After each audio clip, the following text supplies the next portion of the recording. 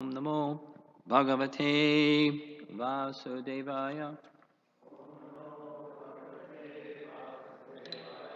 Om Namo Bhagavate Vasudevaya. Om Namo Bhagavate Vasudevaya. Text 17, Canto 7, Chapter 14. Nahi Agni Makato Yambai Bhagavan Sarva Yagya Bhuk Ijeta Havisha Rajan Yata Vipra Mukhe Hutai Nahi Agni Mukato Yambai Bhagavan Sarva Yagya Bhuk Ijeta Havisha Rajan Yata Vipra Mukhe Hutai.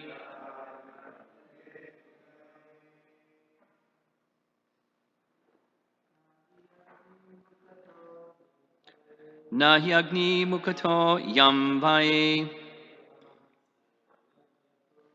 Bhagavan Sarva Yagya Bhuk Ijeta Havisha Rajan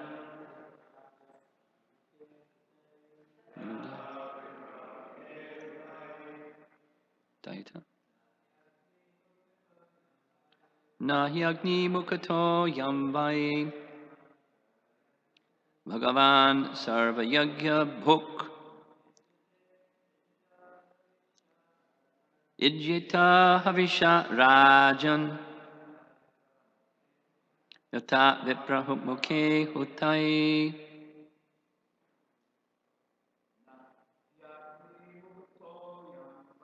Nahi Agni Mukato Yamvai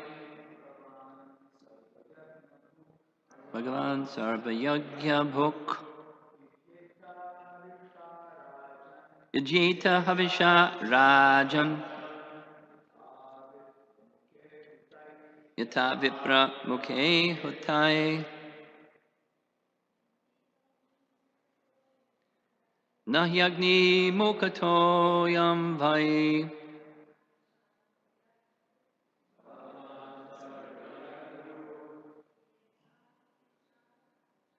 Ijeta Havisha Rajan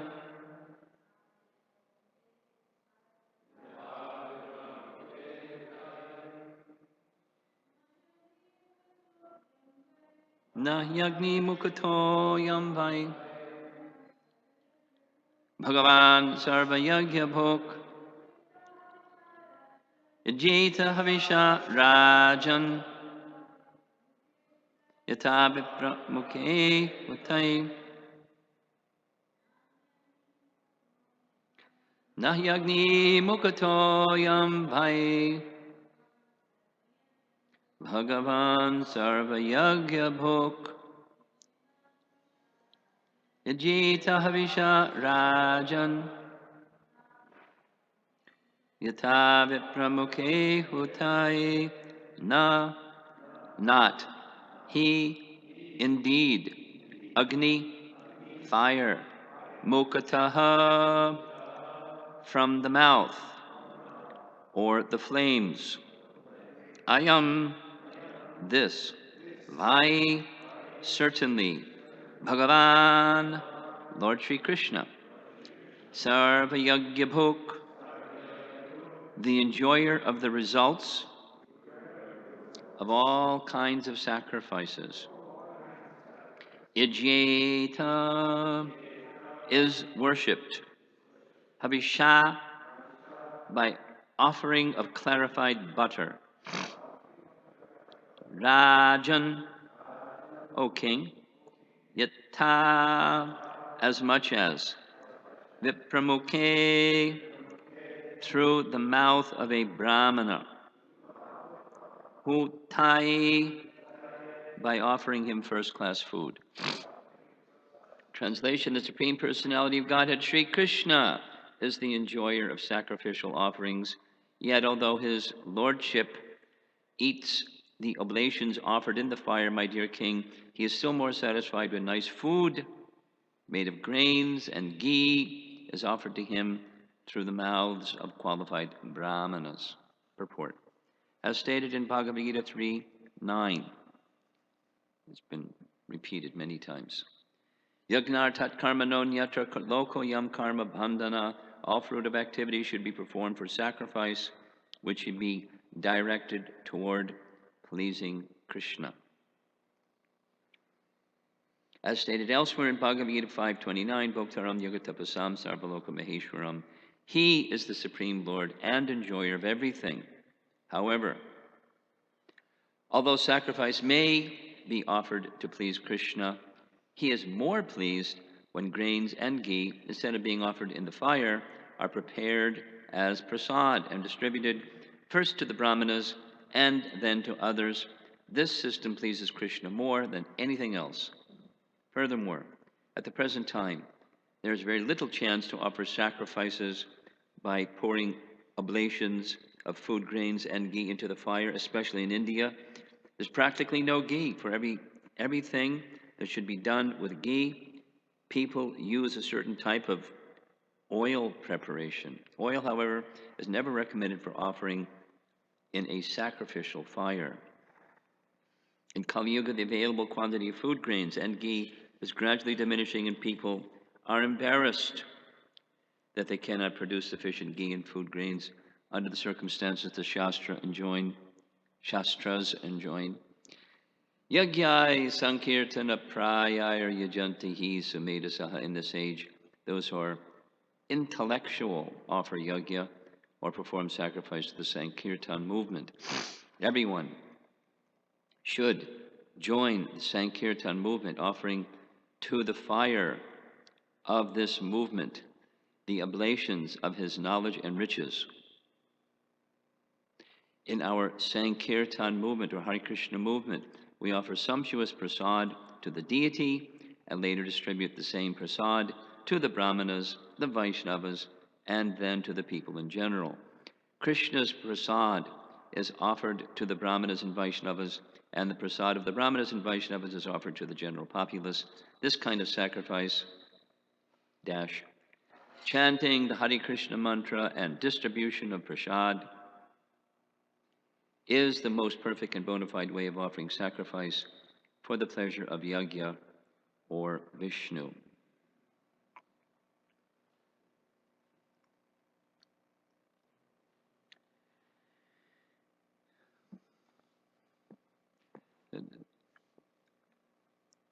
The chapter is presenting standards of behavior for a householder, and the chapter is indicating the purpose behind those behaviors for a householder. And the chapter is in the purport. Prabhupada is giving us the application of the principles of those behaviors as appropriate for our present age.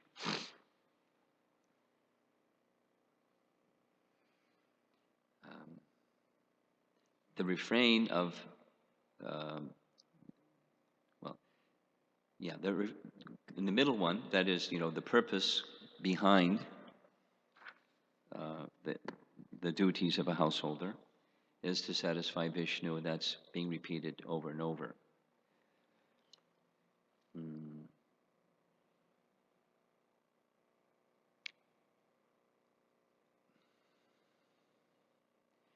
The behavior, that's the first part, that's this process of sacrifice, same as in chapter 3, mentioned again and again in the purports. I've been making a little emphasis in classes on this topic, that the Vedic process goes from above the unregulated to the regulated, and the regulated starts with karma kanda, and then it goes sakam karma yoga, nishkam karma yoga, and so forth. The ladder goes up and up. depending upon the intention of the performer. And that has a lot to do with guidance of the person who is helping the sincere person. So the sincere person, by the mercy of Krishna, may be given the opportunity to associate with a qualified Vaishnav, meaning someone who's carrying bhakti, and then the bhakti performer, Vaishnav, can guide a new person to a gradual progression according to their faith and their what they're accustomed to. Just a couple of examples of that. One example is Bhakti Tirtha Swami was very keen on presenting himself according to the audience. As an example, if he was addressing an African American audience in Washington, D.C., he'd dress in African American garb, because the outside, with a black body and the clothing that looks like, an African person, those people felt really comfortable. And then he would give the message of Krishna consciousness suitable to the audience. And then he would interact with a Christian audience, and then he wouldn't necessarily dress in African American garb, but et cetera, et cetera, et cetera. The packaging was to help the audience, and he was giving, in discussions, he was giving me examples of very close relationships that he had with ministers who, in their church, were speaking Bhagavad Gita's message. They weren't saying it's Bhagavad Gita's message. It was a Christian message. But it was peppered with or embedded with or very clearly Prabhupada's teachings from the pulpit, from the Christian church, as a for example. And other applications of that same principle. Because the principles are universal, and what's important is the principle. So now another example, any of us that have made acquaintance with people who have, it's really, well, the opportunity that we have as followers of our sampradaya is that we have an opportunity in presenting Krishna consciousness to meet all kinds of people that come from all different kinds of backgrounds. And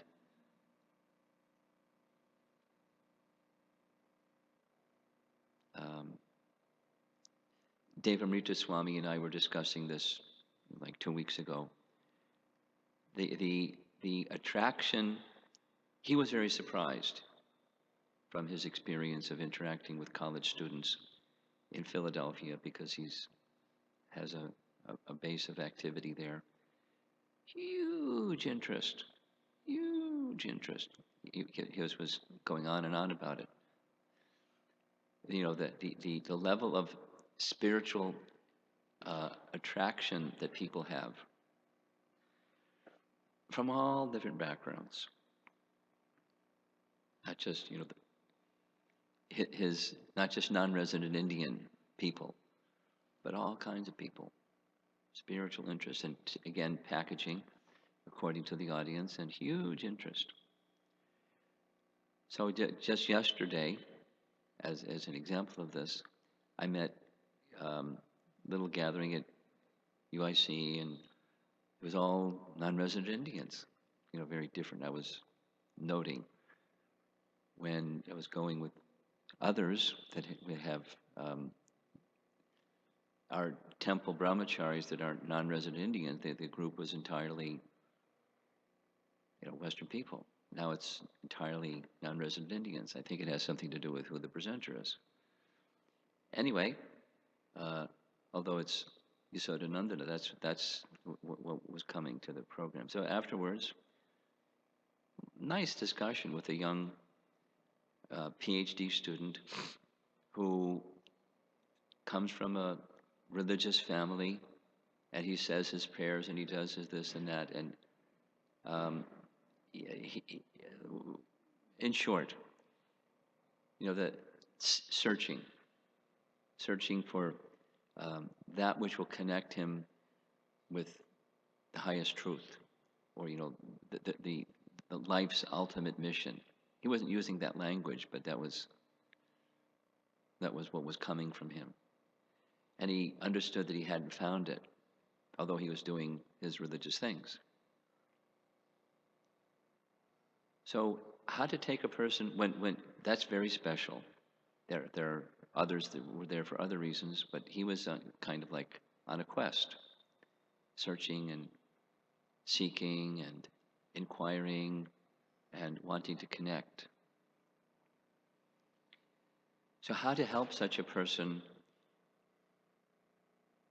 feel comfortable making a connection that allows them to take the next step, the next step, the next step from whatever their position is, accepting whatever their position is, and helping them see what their position is and see what the next step might be, and then the next step, and then the next step. And different people have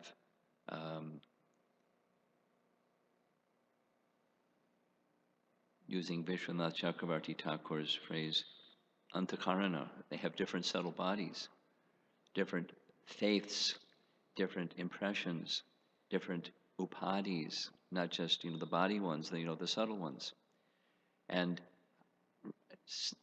sensitively recognizing whatever that is, and accepting whatever that is, and helping the person see what might be the next step towards life's mission, life's ultimate mission. It's really joyful opportunity. Our own false ego can easily get in the way, and our own conceptions of what's good for people and all that stuff can easily get in the way. Our own upadhis can easily get in the way. But becoming a transparent medium for the message of Krishna consciousness is thrilling. So how that applies to this section of the Bhagavatam,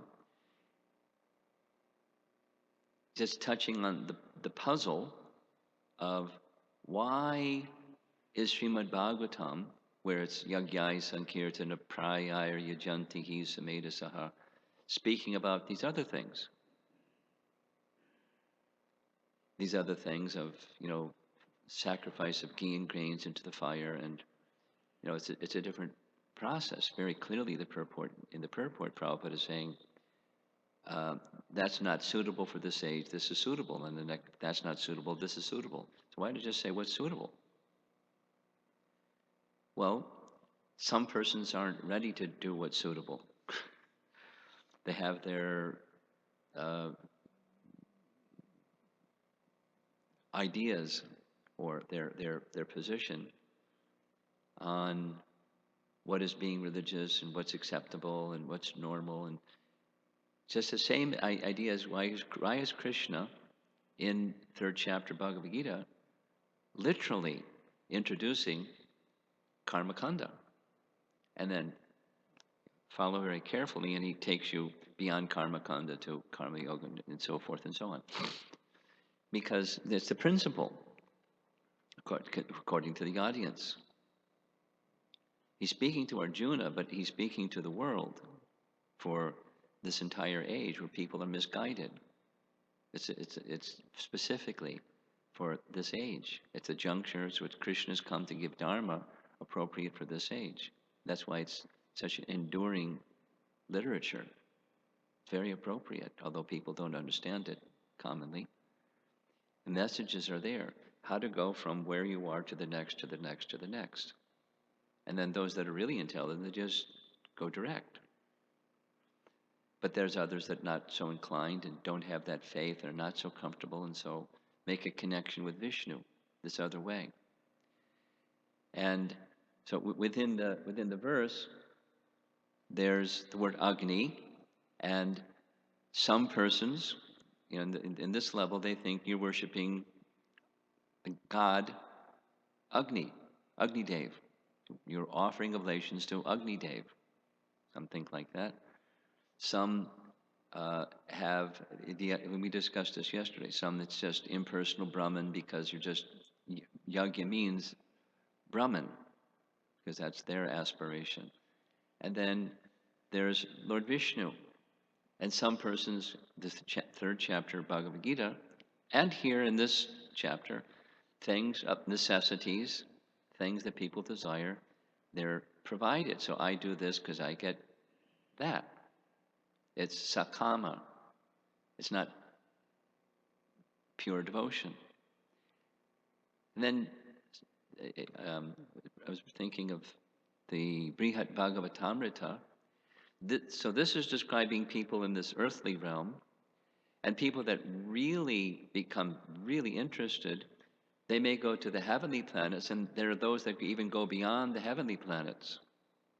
Brihad Bhagavatamrita describes Maharloka, that's planetary system number 4 above Svargaloka. Maharloka, Janaloka, Tapaloka, and Satyaloka. So in Maharloka,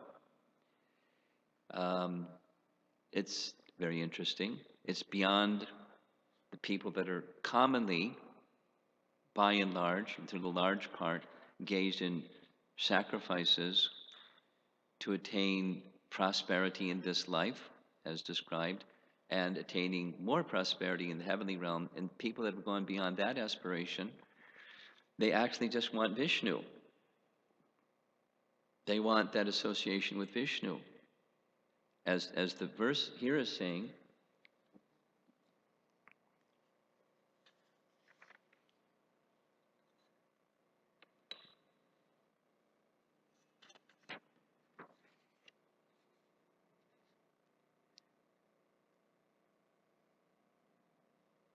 Agni Mukata.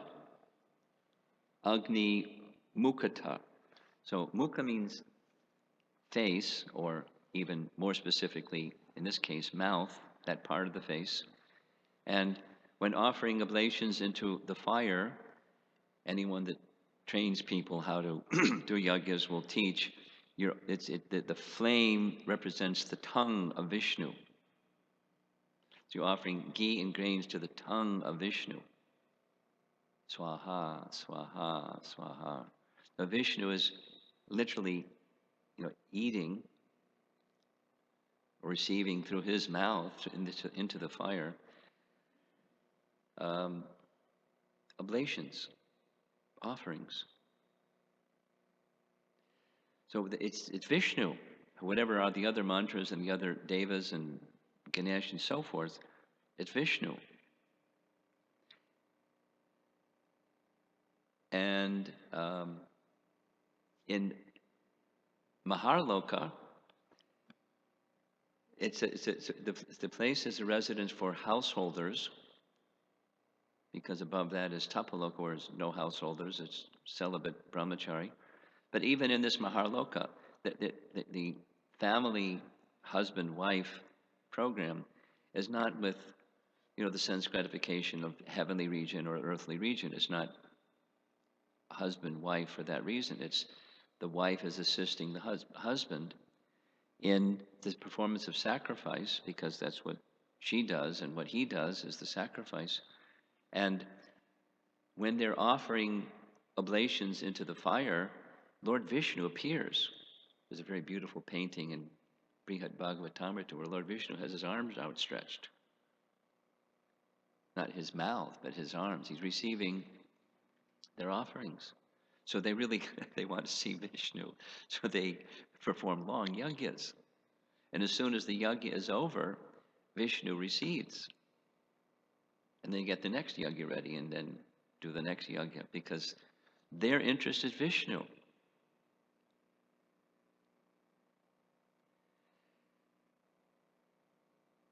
And the commentary, again, it's from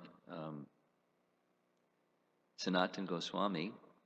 Gopi Pranadana has provided the summary of his commentary on Brihad Bhagavatamrita. There are Sakam Bhaktas doing this yajna. Although they're doing yajna, they're bhaktas because their interest is Vishnu exclusively. And then they may come to Nishkam Bhaktas. And they may, according to Sanatana Goswami, some may attain Vaikuntha Loka. Not many. So Gopakumar wants to keep going, and he keeps going. And Prabhupada is providing us just some appreciation with this word in the second line, Bhagavan, and he just, Sri Krishna. The person who's receiving the sacrifice is Vishnu, or Yajna, which is a name of Vishnu, receiving Yajna. Yajna is for Yajna, for the Supreme Lord, Yajna. But it's Bhagavan, Sri Krishna, because that's what the Bhagavatam is taking us to Krishna. It's a treatise on Krishna, the absolute Supreme Personality of Godhead. And in case there's any doubt about it, the principal statement of the entire Bhagavatam is the very famous one where Swayam Bhagavan Krishna that's the absolute truth, the source of all avatars and Yajna and Vishnu and any other form of the Lord. So ultimately, as Krishna says in Bhagavad Gita, Bhoktaram Jagatapasam Sarvaloka Maheshwaram. He is the Bhokta of the Yajna. And he is the Ishwara of all lokas. Now he may do those things through Vishnu, because the creation is through Vishnu. But he's the ultimate beneficiary, Krishna. So if we follow the Bhagavatam carefully, under proper guidance, we'll get the principle and then ultimately the destination. So now, concluding, the second half of the verse is, although that's pleasing to Lord Vishnu, even more pleasing is nicely prepared foods offered to the Brahmanas. And that's more pleasing to Krishna than the yajnas, where oblations are offered into the fire where he's being fed and pleased and devoted. It's pleasing the devotees of the Lord. And so therefore, back to making a connection with the previous verses stated by Narada Muni, householders, by performance of yajna, they'll have these two things. The fruits of pious activity is wealth and knowledge. There's others. And then that wealth and that knowledge or intelligence should be applied in the service of the Sankirtan movement, because it's meant for this age. It's appropriate for this age. It's most suitable for this age. And so the way that this is helping us, Hare Krishna devotees, become very clear why we do what we do. It's our theology behind why we do what we do. We do what we do just because we have faith in our founder Acharya, and we feel happy when we do the things that he's asked. This is the scriptural basis for why we do what we do. It's the most pleasing to the personality of Godhead, Sri Krishna. So now we can go back down and say, well, we can also extend Krishna consciousness to others in these other forms, because they're comfortable with them. So it's a strategy or an approach or something. And I was appreciating actually Mukunda's question yesterday morning. He's not here this morning, but the social activism thing, because it's out there. Young people, those of you that are young, social activism is a big deal. That's like their religion. The godlessness of social activism is making the world a better place and complaining about the people that screwed things up, and not not following their path and doing it the right way, and causes and so forth.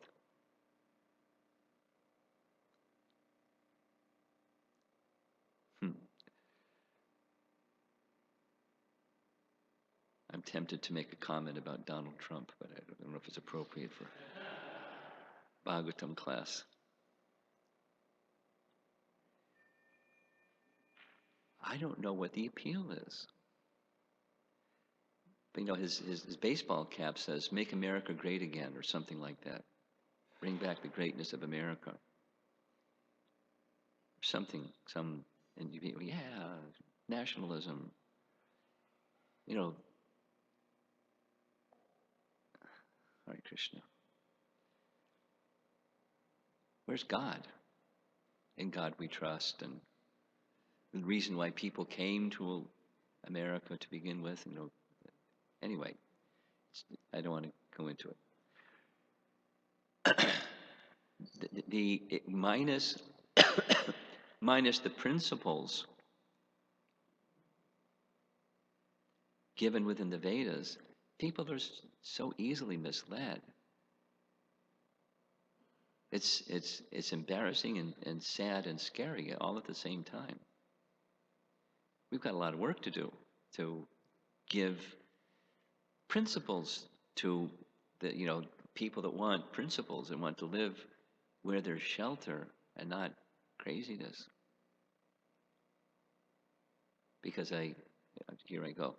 Because I spend time in China, the Chinese government is cashing in on the madness of. You just see how democracy is useless. Because a guy like Donald Trump is popular. It's useless. They're right.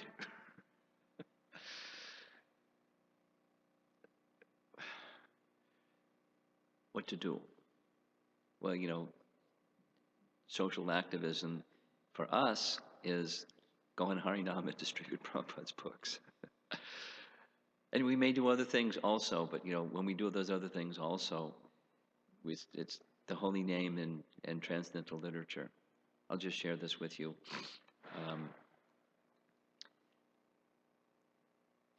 Long ago, in our temple in New York, and in Henry Street, Brooklyn, so Hare Krishna movement started at 26 Second Avenue. They outgrew the space. They went to across the street loft space, 61 Second Avenue, and then they outgrew that, and so a place was rented in Brooklyn. Rented place, Henry Street, Brooklyn, in a heavy Italian neighborhood. It was interesting being there. The Hare Krishna movement was expanding like anything during that period of time, and some of the persons who were becoming devotees were professional actors in Manhattan. So they formed a theatrical group, and they did elaborate dramas, really fantastic. They called themselves the Vaikuntha Players, and very, very elaborate, script writing and costuming and this thing and thatting, and it was largely for the temple, but then they got excited and let's do something outside. And so I remember specifically sitting in the room. It was in Prabhupada's quarters, and he was asking getting a report from them on the Vaikuntha Players and what they were up to. And they were saying this and that. So many people came, and Prabhupada was listening and said, "And how many books did you distribute?" "Oh, we didn't bring books, Prabhupada." "You must distribute books. You must distribute books." That was like, the barometer of the success.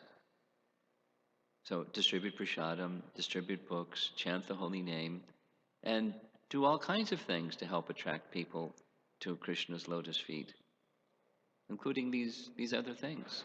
If that's it's Vedic and it's the Bhagavatam, but make sure the holy name and Prabhupada's books and Krishna Prasadam are there, and people hear what's the purpose of this.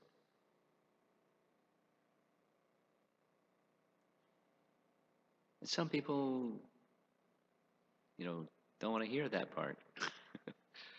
But we're going to say that part because that's what the purpose of those other things are.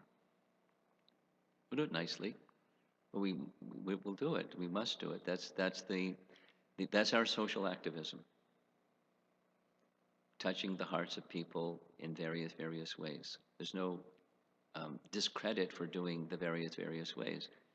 The essence must be there, and the demonstration of the essence being there is people come to the lotus feet of Krishna and they take up, in course of time at least, the chanting of the holy name and receiving guidance from a qualified devotee to connect them. This is exactly, circling back to the discussion at UIC yesterday, connecting with the disciplic succession so that the yoga isn't nashta and then, confusing, and it doesn't deliver Krishna, and so people go into something else and go to something else and get washed away by the degradation of the age of Kali. There must be shelter. So we want to provide that shelter in sensible ways, in practical ways, approachable ways, with understanding the principles of why we do what we do. I'll end there and see if there's any comments, questions. So, Paul, you have something? No? Are you feeling well? Not so well? Okay. We missed you this morning. Your cheerful presence was noticeable by its absence. Anything?